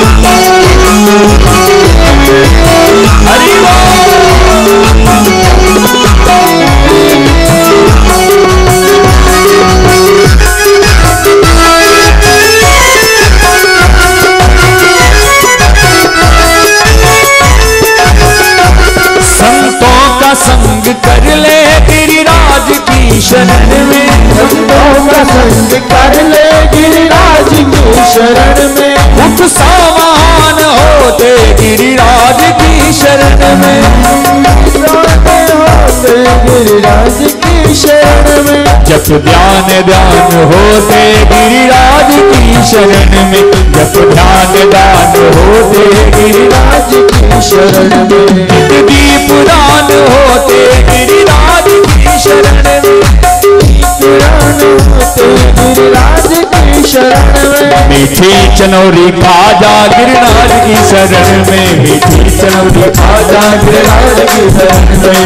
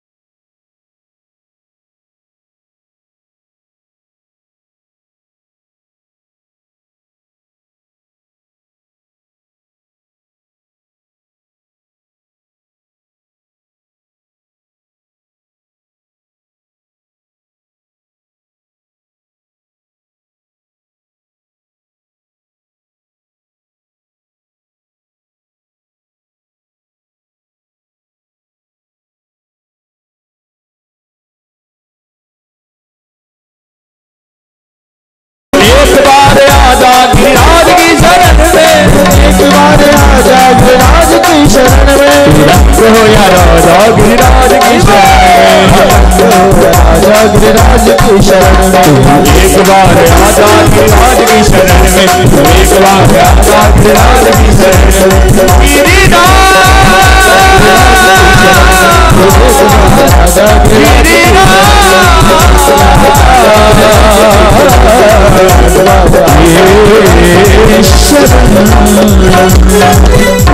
बोलिए गिरिराज धरण भगवान की जय हो। और महाराज आज गिरिराज को वाम कर कमल की कनिष्ठिका उंगली में धारण कर लिया है। सारे ब्रजवासियों को, सारी गोपियों को, सारे गायों को, सारे बछड़ों को गोविंद ने पुकारा है, आ जाओ सब गिरिराज की शरण में, एक बार बस इस गिरिराज की शरण में आ जाओ, ये इंद्र तुम्हारा कुछ नहीं बिगाड़ पाए। ब्रजवासियों ने कहा कि लाला तू बहुत देर है गई तुझे ये पर्वत उठाए हुए, ने कहा हम भी तुम्हारा सहयोग कर दें कन्हैया। और ग्वाल वालों ने अपनी अपनी लाठियां लगा ली। कन्हैया चिंता मत करना, हम भी तुम्हारे साथ हैं, अपनी लाठियां लगाए हुए हैं। और महाराज लाठियां लगाकर के मानो सहारा देने का प्रयास किया। और अब ग्वाल वाले कहते हैं, एक मनसुका नाम का सखा है, वो कहता है कन्हैया तू ये मत सोचना कि तूने अकेले ही गोवर्धन को उठाया है, तू ये मत सोचना कि तूने, अरे लाठियां तो हमने भी लगाई हैं, हमारी लाठियों के बल पर ये टिका हुआ है। मेरे गोविंद ने कहा कि अभी देखते हैं, और मेरे गोविंद ने जरा सा उंगली को ढीला कर दिया, सारी लाठियां चटक करके टूट गईं। ब्रजवासी चिल्लाने लगे, अरे गोविंद बचाओ बचाओ, देखो ये तेरा गिरिराज गिर रहा है। सखाओं ने कहा तूने ये गिरिराज कैसे उठा लिया? मेरे गोविंद ने कहा कछु माखन को बल बढ़ो, कुछ तो मैंने माखन खाया, कुछ माखन को बल बढ़ो, कछु गोपन करी सहाय। और असली बात क्या है? बोले राधा जी की कृपा से मैंने गिरवर लिया उठाए। ये तो राधा के प्रेम की शक्ति है सज्जनों, जो आज मैंने गिरिराज को उठा लिया। और महाराज इधर तो गोवर्धन पर्वत के नीचे भगवान ने सब ब्रजवासियों की रक्षा कर ली। इंद्र ने बहुत ही प्रलयंकारी मेघों को आदेश देकर के घनघोर वर्षा करवाई है सज्जनों। आज ब्रज को बहा देना चाहता है ये। और देखो ये इंद्र क्या है, बोले साक्षात अभिमान। और ये अभिमान अपने विरुद्ध व्यक्ति को बहा देना चाहता है, मिटा देना चाहता है। और महाराज मिटाने के लिए प्रयास किया है, लेकिन इंद्र ने दूतों से कहा कि जाओ देख करके आओ ब्रज का क्या हाल है, अब तो सारे ब्रजवासी डूब गए होंगे। आकर के देखा तो यहां ब्रज में सज्जनों धूल उड़ रही है। इंद्र को आश्चर्य हुआ कि ये पानी कहां गया, इतना मैंने पानी बरसाया, ब्रज में धूल उड़ रही है। और मेरे गोविंद ने अगस्त ऋषि को आमंत्रित किया था कि अगस्त ऋषि आप तो एक घूंट में समुद्र को पी गए थे, और महाराज आप बहुत प्यासे हैं, जरा इंद्र के बरसाए हुए इस पानी को भी आप पी जाइए। और महाराज इस प्रकार से वहां ब्रज में धूल उड़ रही है। इंद्र बड़ा लज्जित हुआ। इंद्र को लगा कि मैंने गोविंद का अपमान किया है, मैंने गोविंद के अपमान किया है। इंद्र को भगवान की प्रभुता का ज्ञान हो गया, भगवान के पास जाना है, क्षमा मांगनी है। कैसे जाएं भगवान के पास? मैंने तो ब्रजवासियों का अपराध किया है, और महाराज जिन्होंने इंद्रासन दिया है मुझे, अज्ञान बस मैंने उन्हीं का अपमान कर दिया है। और महाराज लेकिन देखो भाई, इंद्र ने स्तुति की तो भगवान ने उसको क्षमा कर दिया, क्योंकि गोपाल को गायें प्रिय हैं, गोपाल को गोपियां प्रिय हैं, गोपाल को ग्वाल प्रिय हैं। और इंद्र ने क्या किया? मेरे गोविंद ने इसलिए क्षमा कर दिया कि गोपियां, गाय और ग्वालों को मेरे पास इंद्र ने ऐसी घटना की कि सब मेरे पास एकत्रित हो गए, इसलिए इंद्र को क्षमा कर दिया, ब्रह्मा जी को क्षमा नहीं किया। और महाराज विशुद्ध सत्वम तब धाम शांतम तपोमयम ध्वस्त रजस्तमस्तकम माया मयोयम गुणसम प्रबाहो न विद्यते त्रिगणानुबंधा। स्तुति की क्षमा मांगी इंद्र ने। भगवान बोले, इंद्र मेरी आज्ञा में रह करके कार्य करो, तुम्हें आए हुए अभिमान को दूर करने के लिए मैंने ये लीला की है। और महाराज इंद्र के अभिमान को दूर कर दिया सज्जनों। और इस प्रकार से सज्जनों इंद्र के अभिमान को दूर करके गिरिराज की शरण में इंद्र भी आ गया। और महाराज गोवर्धन की कृपा से जो 7 कोस की जो परिक्रमा करता है, गिरिराज महाराज का दर्शन करता है, उनका पूजन करता है, उनका स्मरण करता है, तो निश्चित रूप से आज भी गिरिराज उनकी मनोकामनाओं को दूर करके उनकी रक्षा करते हैं, उनके भय को दूर करते हैं, मनोकामनाओं को पूरी करते हैं और उनकी रक्षा करते हैं। ऐसे गिरिराज महाराज की लीला को सुखदेव जी महाराज ने राजा परीक्षित को सुनाया। बोलिए गिरिराज महाराज की जय। तेरी 3 लोक से न्यारी है गोवर्धन महाराज, तेरी 3 लोक से न्यारी है गोवर्धन महाराज। ओ गोवर्धन महाराज मेरे गोवर्धन महाराज, गोवर्धन महाराज मेरे गोवर्धन महाराज। छठा तेरी 3 लोक से न्यारी है गोवर्धन महाराज, तेरी 3 लोक से न्यारी है आज गोवर्धन महाराज। बोलिए गिरिराज महाराज की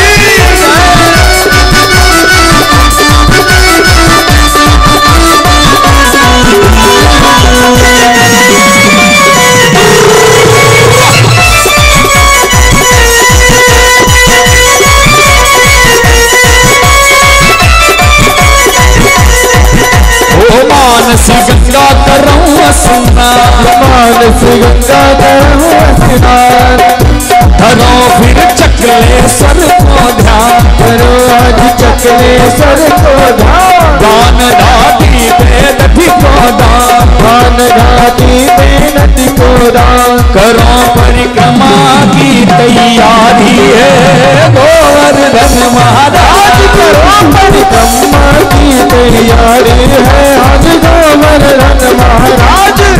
परिक्रमा की तैयारी है गोवर्धन महाराज, करो परिक्रमा की तैयारी है आज गोवर्धन महाराज।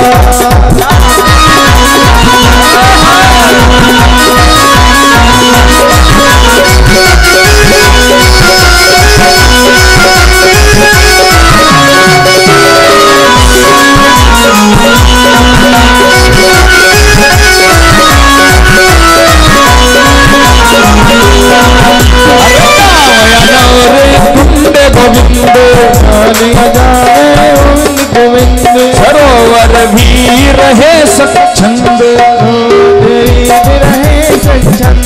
पूछरी को लौटा निर्बंध, कि आगे जतिपुरा सुखदाई है गोवर्धन महाराज। पूरा की तैयारी है आज गोवर्धन महाराज, कि आगे जतिपुरा की तैयारी है गोवर्धन महाराज।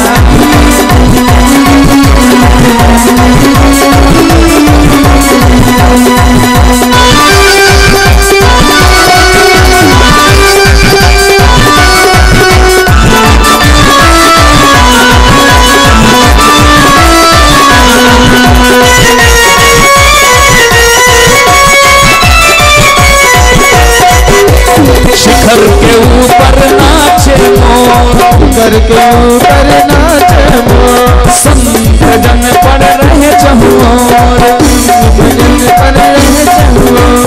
पपी हजारक हंस चकोर, हो की बोली बोल रहे अति प्यारी है गोवर्धन महाराज।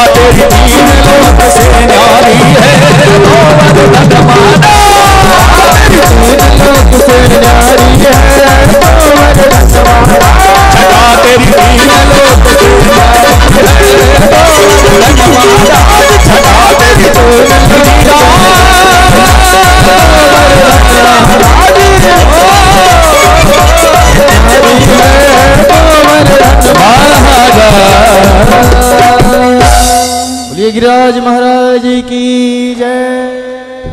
हे गिरिधर तेरी आरती गाऊं, हे गिरिधर तेरी आरती गाऊं, आरती गाऊं प्यारे तुमको रिझाऊं, आरती गाऊं प्यारे तुमको रिझाऊं, बांके बिहारी तेरी आरती गाऊं, बांके बिहारी तेरी आरती गाऊं, ओ मोर मुकुट तेरे शीश पे सोहे, मोर मुकुट तेरे शीश पे सोहे, प्यारी वंशी मुनि मन मोहे, प्यारी वंशी मुनि मन मोहे,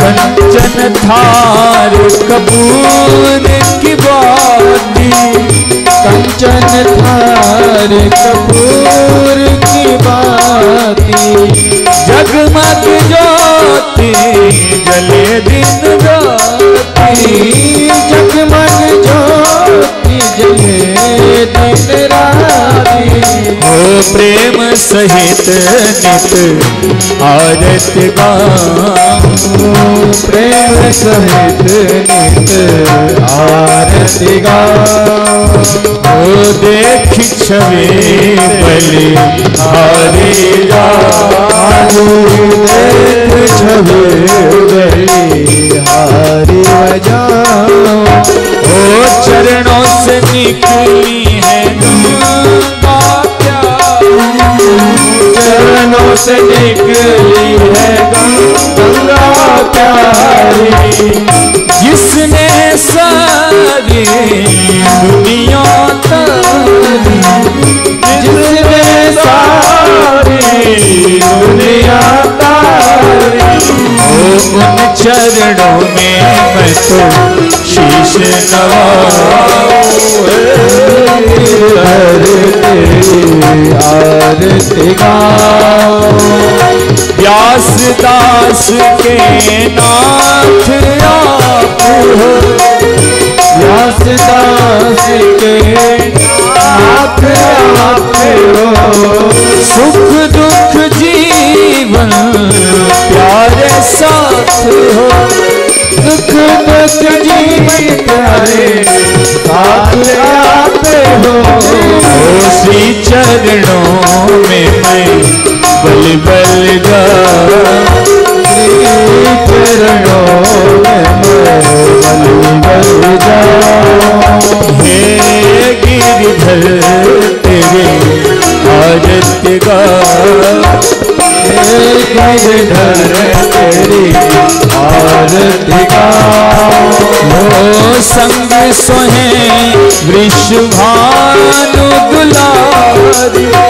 संग सोहे वृषभानु दुलारी, ललिता विशाखा सखियां प्यारी, ललिता विशाखा सखियां प्यारी, वास सदा वृंदावन पास, वास सदा वृंदावन पास, हे गिरधर तेरी आरती गाऊं, हे गिरधर तेरी आरती गाऊं, मेरे श्याम मेरे श्याम मेरे श्याम मेरे श्याम, मेरे श्याम मेरे श्याम मेरे श्याम, हे गिरिधर तेरी